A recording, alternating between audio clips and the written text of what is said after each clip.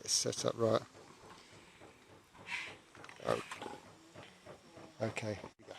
Uh, my acquaintance with Mike Boon is from the Quetzalan days, when we were exploring caves and pits and stuff, and river caves in Quetzalan instead of Puebla.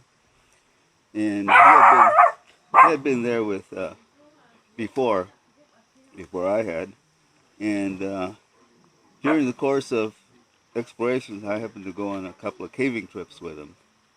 My friend Blaine Colton and I joined him to do one of the big river caves, and there was a spot where he had to do rope work down to a lower level, and I was doing a belay, and the communications was very difficult because the difference in terms of the English and the American cavers, and instead of more rope, I gave him less, or that kind of situation. He was kind of ticked off about that, but anyway, he made it back out.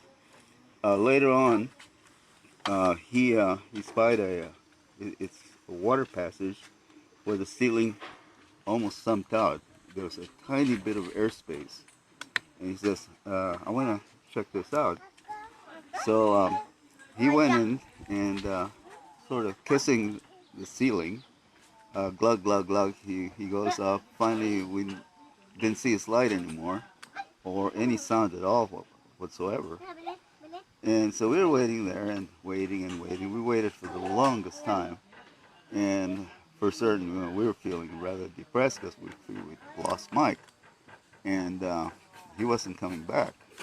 We thought, how are we going to tell the other people, that we lost Mike? And at long length, there's some more gurgling noises, and he comes popping up, and he says, well, I followed it, and he says, finally, it got to be such a low airspace that, finally petered out. So we're quite happy to have him back, actually. And that was one story. Um, the last time I saw Mike was after a Cerro Rabon trip, when me and some of the Swiss were going down to a border between Mexico and Guatemala. There's a series of lakes there for R&R. And we stopped at this pastry shop in San Cristobal de las Casas up in Chiapas. And we're sitting there having coffee and pastry. And my friend Carlin looks up and says, hey, that guy over there sitting at the table, it looks like he has a cave pack. And so I turned around and looked, and sure enough, it was Mike Boon. And he says, good grief, it's amazing running into him there. And so I went over and says, hi, Mike? He said, yeah. It's, God, fancy meeting you here. Would you care to join us? He goes, well, yeah, okay. And one of the earmarks of Mike Boon is his trousers were always ripped up the crotch, and he didn't seem to care anything about that. So this is years and years after the Quetzalan days, and his crotch was still ripped out of his trousers, which I thought was kind of interesting. So he came back and joined us, and we had a lot of fun reminiscing about stuff. Anyway, this the early days of Mike Boon as I knew him.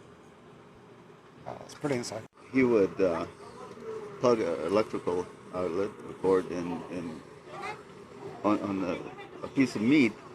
It was stuck with somehow or other. The ends were stuck in a piece of meat, and the dog came by and to eat it, and the dog would get shocked. And it was a cruel thing to do.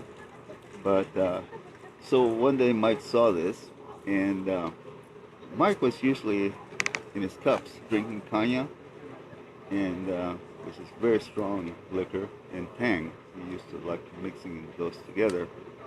And he went up and he grabbed the wire and ripped it off the wall, and screaming at the top of the lungs, waving it in the air, says, there will be no more dog torture in Quetzalan. Raising all kinds of hell. That's a famous Mike Boon story. It's a good one. Yeah.